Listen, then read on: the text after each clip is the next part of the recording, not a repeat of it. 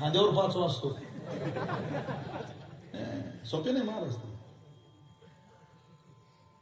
अरे कामा राहू नका. इतकी इज्जत कमावता येते तरुणपणात, असं वयच नाही. हे पुन्हा मिळूच शकत नाही तुम्हाला. तुम्ही करोड रुपये खर्च करा, उमेदीचा काळ तुमचा फक्त 40 पर्यंतच आहे. त्यात दिशा द्या आयुष्यात. 40 नंतर अरे साप गेल्यावर कुठं रट्टे मारता येतात काय? गेला गेला काळ गेला म्हणजे संपलं. बुद्धीचा ताकद धार संपलं. 50-51 वर्षात बुद्धीची कमया हिंदवी स्वराज्य संस्थापक छत्रपती शिवाजी महाराजांनी अख्ख्या विश्वाला दाखवून दिली. 50-51 वर्षात. आणि आयुष्यातल्या 50-51 वर्षातल्या 35 वर्षाचा कालावधी घोड्यावर गेला रे पोरो हो. घोड्यावर 35 वर्षाच्या तुमच्या माझ्या बापानं या स्वराज्याकरता घोड्यावर काढले. त्या महात्म्याच्या बुद्धीची संकल्पना काय असेल या स्वराज्याची. आज राजे लिहून मोकळे झाले, शोभा लिहून मोकळे झालो. राजे लिहिली, शोभा लिहिली, छत्रपती लिहिलेली गाडी बिअरबार पुढे लागली. आणि ती पोरं म्हणता 19 फेब्रुवारीला राजे कोणा जन्माला या. कशाला का त्रास देतोय राजांना? आता तुम्ही राजे व्हा ना. इतकं सुंदर स्वराज्य घडवलं महाराजांनी. ते स्वराज्य घडवून आपल्या ताब्यात दिलं आणि तुम्ही मी इतकं बिघडवलं की आज तुम्हाला मला महाराजांना म्हणावं लागतं या या या. मी तर म्हणतोय महाराज येऊ नका हो. तुम्ही इतके उपकार केले महाराजांच्यावर. सगळे हिंदूंची मंदिरं तुम्ही सांभाळले महाराज. तुकोबाऱ्यांच्या कीर्तनाचा आदर तुम्ही केला महाराज. मांडी घालून तुकोबाऱ्यांच्या कीर्तनाला तुम्ही बसले महाराज. भवानी मातेवर तुमची काय श्रद्धा होती. हर हर महादेव या गर्जनात तुम्ही मावळ्यांना संघटित किती कौशल्यानं केलं महाराज. गुलामगिरी जीवन जगणाऱ्या वडिलांकडूनही स्वराज्याचं स्वप्न पाहिलं राजे तुम्ही. किती उपकार आहे महाराज तुमचे आमच्यावर. आणि आम्ही तुम्हाला आज म्हणतोय तुम्ही या. तुम्ही येऊ नका राजे. तुम्ही जर इथं आलात तर तुम्हाला परकीयांशी नाही हो राजे, स्वकीयांशी लढावं लागेल. खूप त्रास होईल राजे तुम्हाला. आधीच तुम्हाला स्वकीयांशी लढता लढता स्वकीयांना आपलं करता करता 20-25 वर्ष आयुष्यातले घालवावी लागली राजे. तुम्ही येऊ नका आता. तुम्ही दुरून पहा राजे. तुम्ही हे बिघडलेलं स्वराज्य पाहू शकत नाही. 4 वर्षाच्या पोरीवर अत्याचार झालेलं राज्य तुम्ही पाहू शकत नाही राजे. 4 मजली इमारती ज्या राज्यात आहेत त्या राज्यात शाळेमध्ये बेंच असतील, डेस्क असतील, डिजिटल झाले असतील, पण शाळेमध्ये संस्कारच मिळतात असं सांगता येत नाही. इथं ज्या शाळेचे कपडे चांगले ती शाळा मोठी आहे राजे. जो मोठ्यानं बोलतो त्याला लोक विद्वान समजतात राजे. आणि तिने मिळवलेल्या धनाला लोक सलाम करतात राजे. गावात स्वैराचार, व्यभिचार, हिंसाचार माजवणाऱ्याला लोक राजे म्हणतात. सोपान महाराज आहेत का?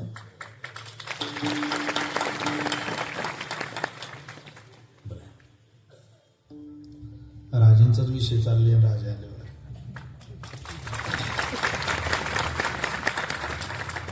त्या महाराष्ट्रातला तरुणांचा एक लाडका आवाज संपूर्ण महाराष्ट्राने ज्यांना मोठ्या वेळेत घेतले असे आदरणीय बंधू सोपानजी महाराज कनेरकर.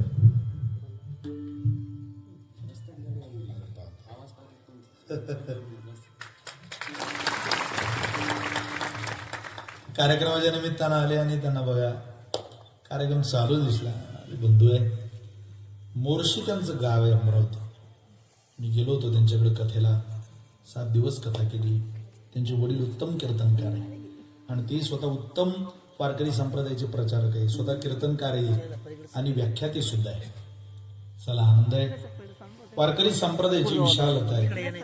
कोणीतरी बोलावं, कोणीतरी ऐकावं, हे प्रेम आहे, ऋणानुबंध आहे. सोपान महाराज कनेरकरांना मनापासून धन्यवाद.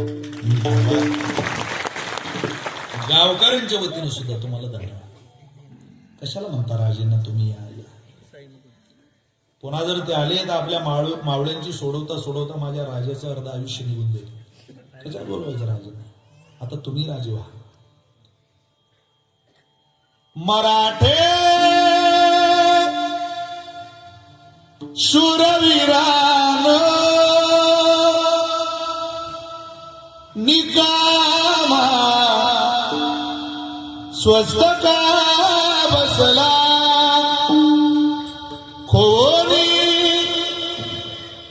धैर्य बल सारे भिकारी दास का झाला बघा इतिहास थोडासा आपुल्या वाडवडिलांचा बघा इतिहास थोडासा आपुल्या वाडवडिलांचा शिवाजी शिवबाबांचा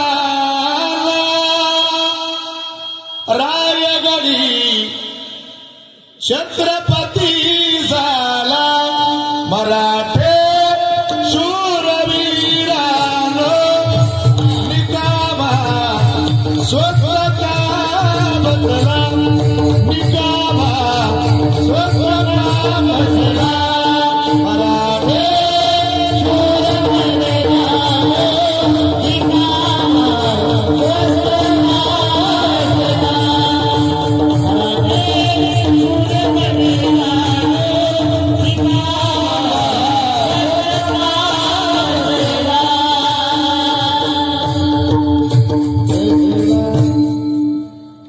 राष्ट्रसंताचं भजन आहे का शांत बसताय बघा इतिहास थोडासा आपुल्या वाडवडिलांचा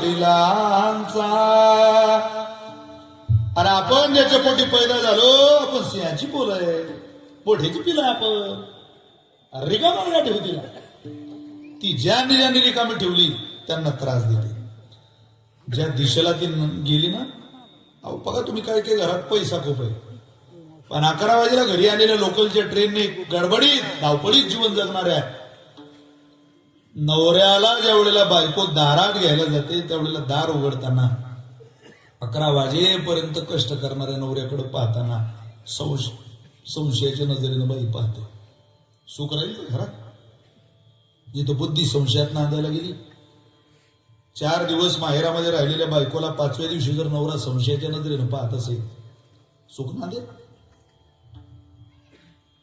बुद्धी चाट राहते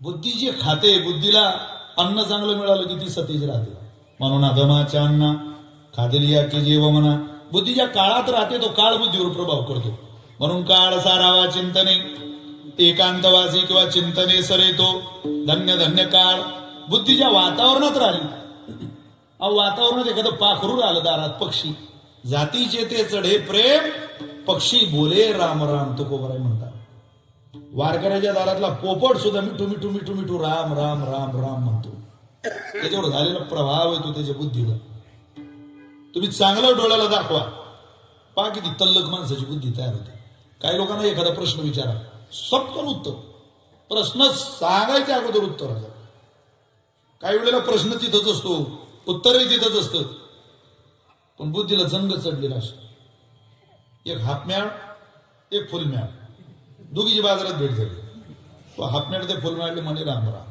राम राम खूप दिवसांनी भेटलो आपण बरं झाड जाऊ तुम्हाला काही विचारावं वाटतं मला विचारा ना माझ्या हातात ती थैली आहे म्हणे या थैलीत काय आहे हे तुम्ही सांगा पण या थैलीत काय आहे हे जर तू सांगशील तर या थैलीतले सगळेचे सगळे आंबे तुला देऊन टाकीन सांग काय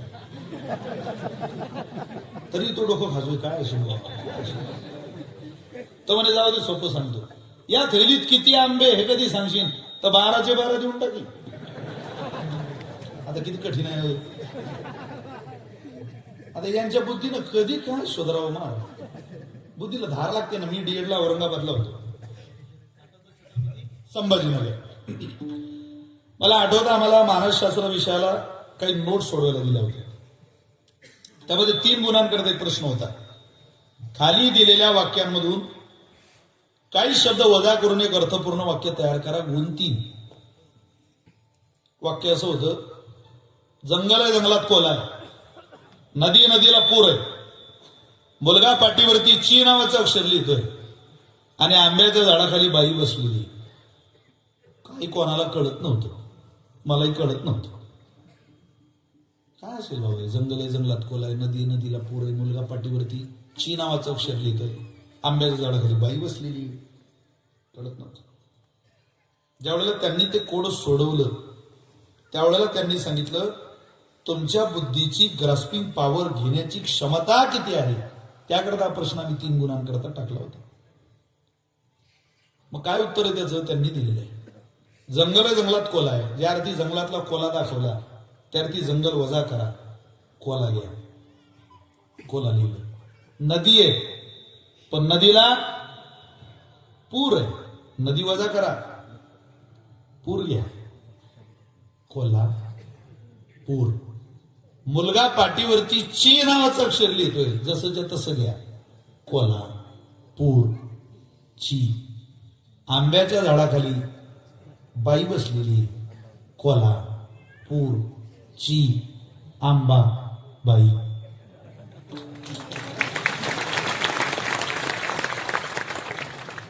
समजता बरोबर आपली बुद्धी हसायला लागते, हसायला लागते. तिची किमयात तशी आहे, ती ज्या रमली त्या रमून जाते.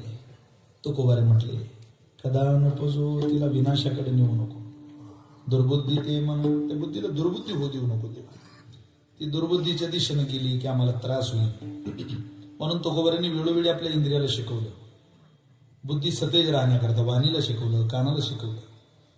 गेई गेई गेई रे गेई गेई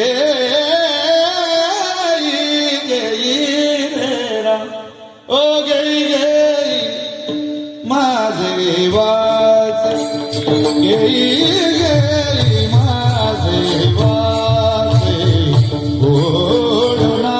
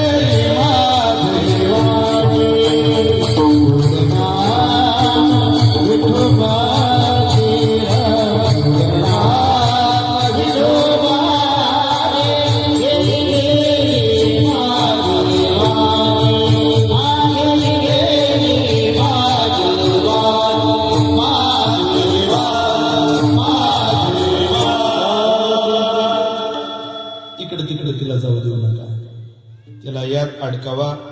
तुकोबारे म्हटले देवा आता आमचा ऐक, कदा नकोजो नारायणा. बाई काम कर देवा. तिचं सूत्रही तुकोबारांनी सांगितलं, तुला जर वाटत असेल की ती विरुद्ध दिशेला जाऊ नये तर तू एक काम कर. काय कर, आम्हाला असं कर. कसं कर, आता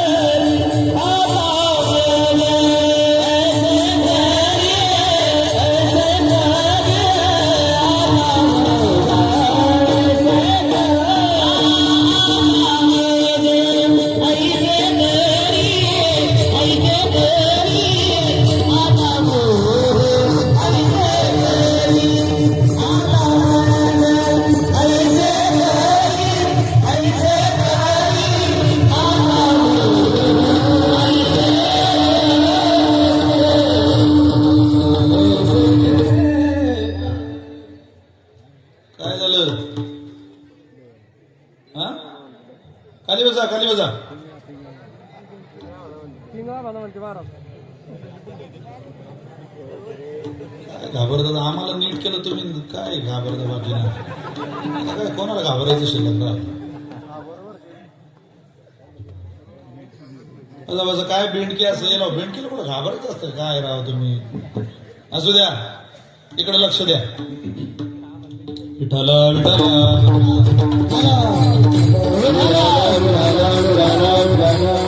आता मग ऐसे करी कैसे करी तुझे पाय चित्ती धरी ऐसे करी तुझे पाय अंतःकरणाचे याच्या आहे ना देवा त्याची बुद्धी आजूबाजूला जात नाही रे आता ती बुद्धी रमून तुझ्या चरणाजवळ राहावी असं जर तुला वाटत असेल तर तुझे पाय चित्ती धरी त्या अंतःकरणामध्ये चरण कमल विसावले पाहिजे का विश्वासाला तुडविजे चोरा शिनला सुईजे महापुरा तैसे दोषी ही नरानिष्ठ कीजे आमचं वाटोळ होईल ती बुद्धी जर दुसऱ्यावर विश्वास टाकायला लागली तर ज्यानं ज्याच्या बुद्धीचा देव सोडून इतर ठिकाणी विश्वास आहे त्याच वाटोळच आहे महाराज ज्यांनी ज्यांनी आम्हा मा बापू गुरु केले त्यांना विचारा तुमचे गुरु कुठे आता तुमचं सुख कुठे आहे वारकरी संप्रदाय हा चिंधीत गुंडाळलेला आहे काय लोकांचं लक्ष बाहेरच्या चिंधीकडे आतल्या हिऱ्याकडे नाही महाराज कोण्या गाडीतून आले याकडे जितकं समाजाचं लक्ष आहे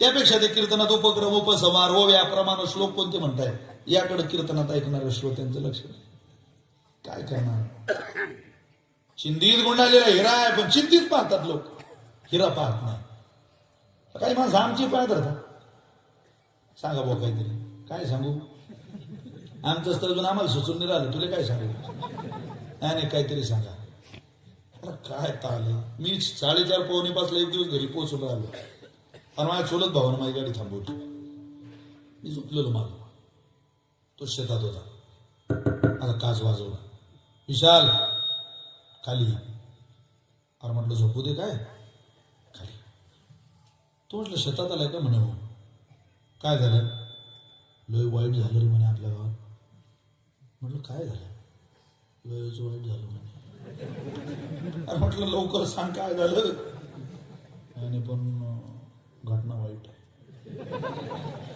मला 100% वाटलं म्हटलं कोणी गेलं रे बापा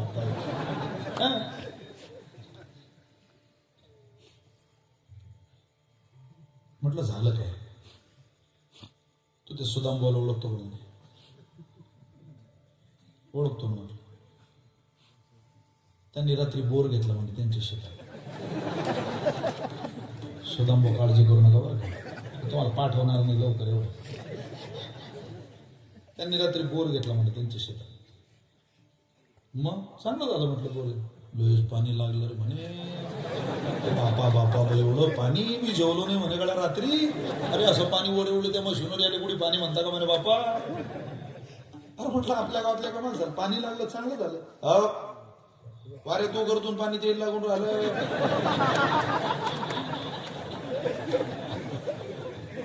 अरे गावात कीर्तनाला धिंडून राहिला पाणी मला नाही त्याले त्याला ते सण झालं त्यांना पाणी लागलं कसं म्हटलं मी जे हिंडून राहिलो किंवा पाण्याकरता हिंडून राहिलो तुला बुद्धी आहे का काही नाही सुदामबाला पाणी लागलंच कसं म्हटलं बोय काय माझी झोप मोडू नको तो म्हणे नाही सुदामबाचा आपला अगोदर जमत नाही सुदामबाच्या शेतातून मशीन निघालं की आपल्याला बोर घ्यायचंय पाणी तू सांग म्हटलं याड लागलं का तुला मला पाणी सांगता येत नाही खरंच येत नाही मला नाही एवढ्या गावचं पाणी प्यायला म्हणे मस्त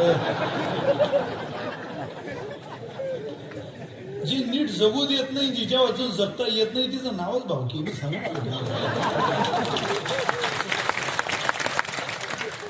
तू पाणी सांग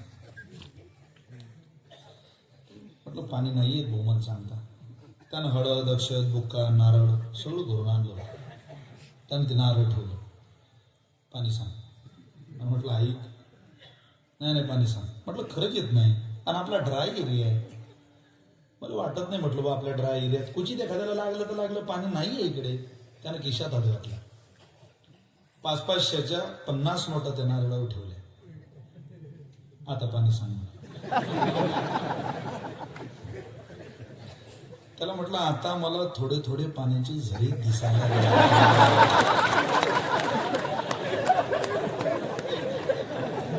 पाणी आहे म्हटलं मला वाटतं पाणी नाही का हो, पाणी आहे. त्याला म्हटलं पाणी आहे रे भाऊ. मी सज्जन माणूस आहे महाराज. एवढा पहाटे पहाटे लक्ष्मीचा अपमान माया करून व्हावा कोणाचं काही असू द्या आपलं विचारायला पटत नाही. आपण चांगल्या घरातली माणसं असं वागू नये चुकीचं करू.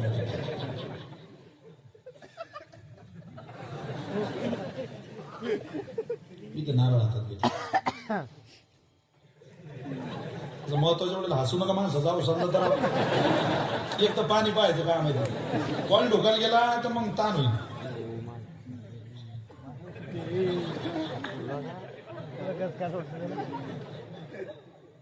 गड्याची आण घेऊन सांगतो तुम्हाला मीच उडी हाणायचो नारळाच्या अगोदर. नारळ उडत मीच उडी हाणायचो. मी पुढे मा चुलत भाऊ मा नागे खोट्या ठोक्यात 0.1 0.2 म्हटलं मला हाणू नको फक्त मला खोटी हाण बरोबर 4 5 7 8 पॉईंट काढले. तो म्हणे यातला ओरिजिनल पॉईंट कोणता आहे. त्याला म्हटलं बाय 3 नंबरचा पॉईंट सो फुलीच आहे पाण्याची. परांजाड्याकडून नाही महागुराकडून नाही जालन्याकडून राजूरकडून नाही भोकरदनकडून नाही पाणीच पाणी म्हटलं. हा पॉईंट हा तो म्हणे पाणी लागेल तर म्हटलं खूप पाणी तिथे.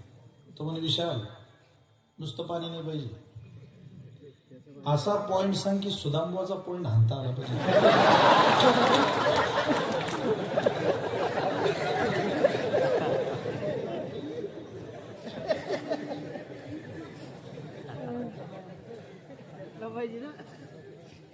मी हुशार माणूस महाराज सांगू की राहू देऊ. लयच आनंद वाटतोय तुम्हाला बोर मध्ये. एवढा इतिहास सांगून राहिलो संप्रदायाचा तेव्हा काही हसली नाही. पण आवडीचा माल आला की लोकांचे चेहरे पाहा वाटतं फोटो काढून घ्या. कॅमेरामॅन कुठे फोटो काढा.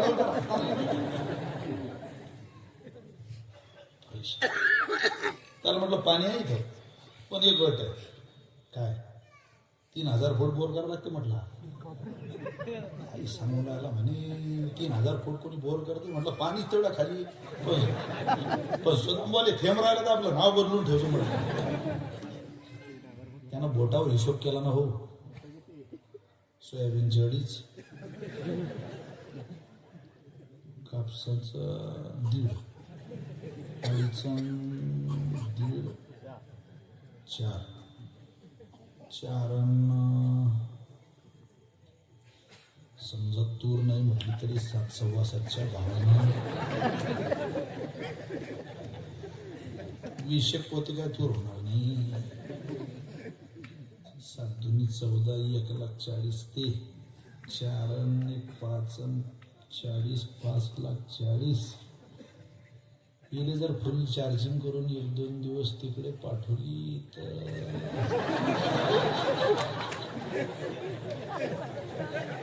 लाखाच्या खाली काही येत नाही. ते गेल्या वेळेस आणले चार्जिंग बरोबर करावं लागेल फक्त आणते ते.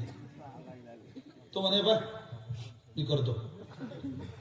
म्हटलं बापा रे हा हे 25-30 लोकांना खाऊ देत नाही म्हटलं.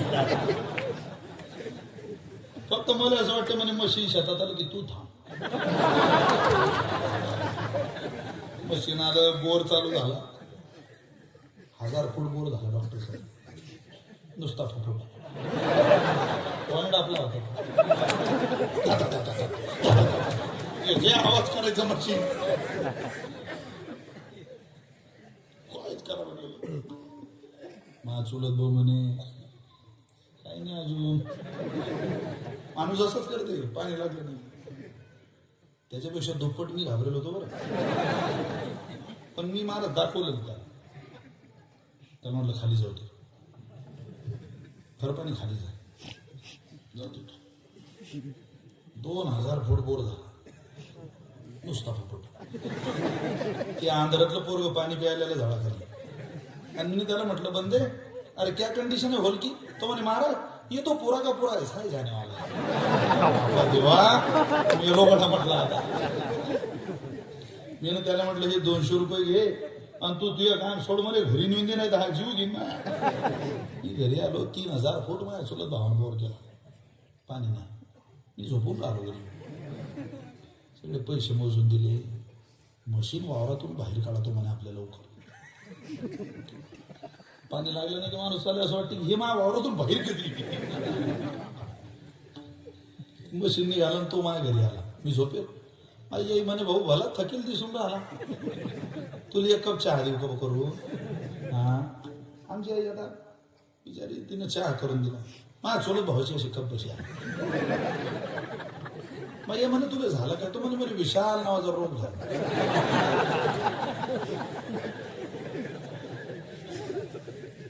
हा कुठं.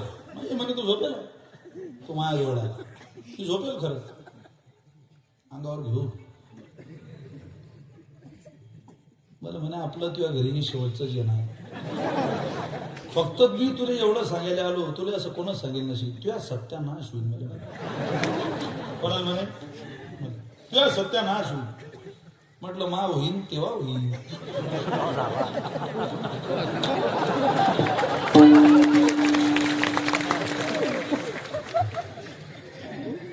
तुझ्या आज झालं तुम्ही पठ्याच्या हातून. आता उदाहरण ऐकून हसलात ना तुम्ही. तू खूप बरं म्हणतात. तापत्रे तापिली गुरुते दिवसिती भगवे दे कोणी म्हणती तारा स्वामी. अरे कोणाचेही पाय धरून कोणालाही दुःख सांगून कुठं दुःख मिटत असतं का. विश्वातल्या कोणी माणसाचे पाय धरा बरंदाडीकर, दुःख मिटणार नाही. चिखलाच्या गोळ्याला आकार द्यायला कुंभार लागतो. सोन्याच्या लगडीचा अलंकार घडवायला सोनार लागतो.